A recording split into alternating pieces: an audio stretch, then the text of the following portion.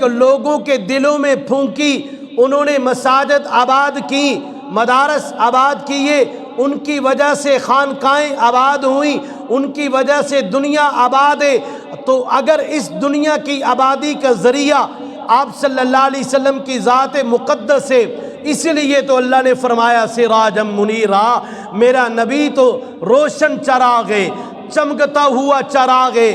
چوتھی صرف سورج کی یہ، سورج جب نکلتا ہے تو صرف نیا چہرہ دیکھتا ہے، پھر کچھ دیر کے بعد آس پاس کا افق بھی روشن ہوتا ہے، پھر کچھ دیر کے بعد قریب قریب کے مکانات کو روشن کر دیتا ہے، چوتھی منزل پر پوری دنیا کو روشن کر دیتا ہے۔ آپ صلی اللہ علیہ وسلم کے طلوع کی شان بھی یہی ہے۔ حضور صلی اللہ علیہ وسلم جب پیدا ہوئے، حلیمہ سعدیہ فرماتی ہیں کہ دیہاتی عورتیں شہروں میں آتی تھیں، دودھ پیتے بچوں کو دودھ پلانے کے لیے لائیں تاکہ کچھ خرچہ بن جائے، کمائی کا ذریعہ بن جائے۔ اور حلیمہ سعدیہ فرماتی ہیں کہ مجھے پتہ چلا کہ حضرت عبداللہ کے گھر بچہ پیدا ہوا، جب میں گھر میں گئی تو آپ صلی اللہ علیہ وسلم زمین پہ ایک چٹائی پہ پڑے ہوئے، والدہ محترمہ نے آپ کے چہرے پر کپڑا ڈالا ہوا اور اس کپڑے سے نور کی شعاعیں ایسے نکل رہی ہیں جیسے سورج کی شعاعیں صبح کے ٹائم نکلتی ہیں۔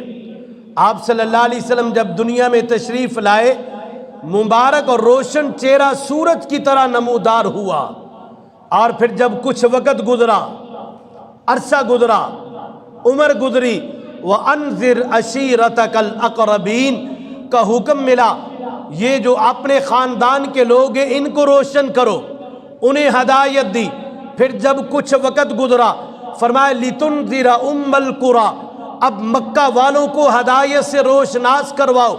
پھر جب آپ عروج پر تشریف لائے تو فرمایا وَمَنْ حَوْلَهَا، تو اہل عالم کو اپنی ہدایت کے نور سے فیض یاب کرے، اس لیے فرمایا سراجم منیرا۔ تو آپ کی ایک صفت یہ ہے کہ سراجم منیرا، سورج کی 4 صفات ہیں، ان چاروں صفات اور کمالات سے آپ صلی اللہ علیہ وسلم بھی متصف ہیں۔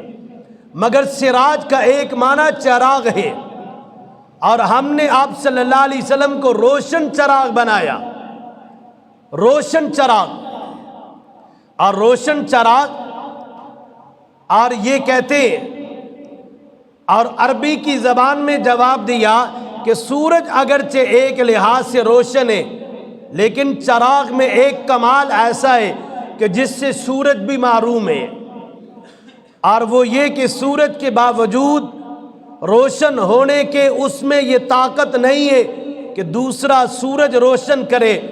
آج تک ایک سورج نے کوئی اور سورج روشن نہیں کیا، لیکن چراغ کے اندر یہ کمال ہوتا ہے، جب چراغ کو جلایا جائے تو ایک چراغ سے لاکھوں چراغ جلائے جا سکتے ہیں، آگ حاصل کی جا سکتی ہے، روشنی حاصل کی جا سکتی ہے، اور چراغوں کے چراغ جل رہے ہیں۔ فرمایا آپ صلی اللہ علیہ وسلم کو اللہ تعالیٰ نے چراغ اس لیے فرمایا، مطلب یہ ہے کہ آپ کی ہدایت کو نور اور روشنی سورج کی طرح ہے، آپ کی ذات اقدس تک محدود نہیں بلکہ چراغ کی طرح پوری دنیا کو یہ روشن کر رہی ہے۔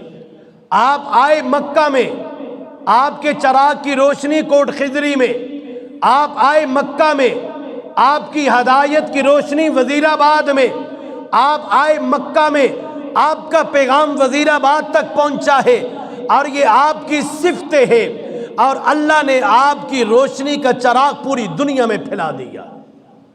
آپ کے آنے کا مقصد یہ ہے کہ آپ کی ولادت کو ہم اپنا نہیں سکتے، لیکن آپ کے دنیا میں تشریف آنے کے مقصد کو ہم اپنا سکتے ہیں۔ آپ کے مقصد کو تو جانے کہ آپ کے آنے کا مقصد کیا ہے، آپ دنیا میں کیوں آئے؟ دنیا میں اس لیے آئے لوگوں کو اللہ کی پہچان کروا دی جائے، لوگوں کو اللہ کے قریب کر دیا جائے، لوگوں کو اپنے خدا سے ملا دیا جائے، اللہ سے ملا دیا جائے، عبادت کا رجحان کروا دیا جائے۔ اللہ کے نبی کب آئے؟ سحری کے وقت۔ سحری کا وقت قبولیت کا وقت ہوتا ہے، اللہ کے ہاں پسندیدہ وقت ہوتا ہے، تہجد کا وقت ہوتا ہے۔ 4:20 پہ آپ دنیا میں تشریف لائے۔ 9 ربیع الاول کو، بروز سموار کو، اور اسی طرح 20 یا 21 اپریل کی تاریخ تھی، اور اس تاریخ کو آپ دنیا میں تشریف لائے تہجد کے وقت۔ آپ یہ فرمانا چاہتے میرے آنے کی خوشی منانی ہے تو تہجد کی نماز ادا کر کے، نفل ادا کر کے اللہ کا شکر ادا کرو، اللہ نے تجھے محمد عربی کی امت میں پیدا کیا، اور تہجد کی نماز کے شکرانے کے طور پہ میرا میلاد مناؤ، میری خوشی مناؤ۔ آپ صلی اللہ علیہ وسلم نے فرمایا میں سوار کا روزہ رکھتا ہوں، اس لیے سوار کے دن میری ولادت ہوئی، سوار کا روزہ اس لیے رکھتا ہوں۔ ہر سوار کے دن کا روزہ رکھو، اس لیے روزہ رکھو آج کے دن میرا نبی دنیا میں آیا، روزہ رکھ کے اللہ کے نام کا روزہ رکھو، روزہ رکھ کے اس نام کی خوشی مناؤ کہ آج کے دن اللہ کے نبی دنیا میں تشریف لایا۔ ہر روز کا میلاد یہ روزانہ نماز تہجد ادا کرو، سحری کے وقت نماز تہجد ادا کرو، یہ روزانہ کا میلاد، ہفتے کا میلاد، ہر سوار کا روزہ رکھو۔ یہ کرنے کے لیے کوئی تیار ہے؟ ہر روز تہجد پڑھ کے نبی کا میلاد منائے، ہر ہفتے سوار کا روزہ رکھ کے نبی کا میلاد منائے، یہ مشکل کام ہے۔ سال میں ایک دن خوشی منانا یہ آسان ہے۔ ہم مشکل کام کی طرف نہیں جاتے، آسان کی طرف جاتے ہیں۔ اور تہجد پڑھیں گے، سوار کا روزہ رکھیں گے، اس میں زیادہ برکت ہے۔ اللہ رب العزت مجھے اور آپ کو نیک اعمال کرنے کی توفیق عطا فرمائے، اور نبی کریم صلی اللہ علیہ وسلم کی ایک ایک سنت پہ عمل کرنے کی توفیق عطا فرمائے۔ آمین ثم آمین، سنتیں ادا فرما لیں۔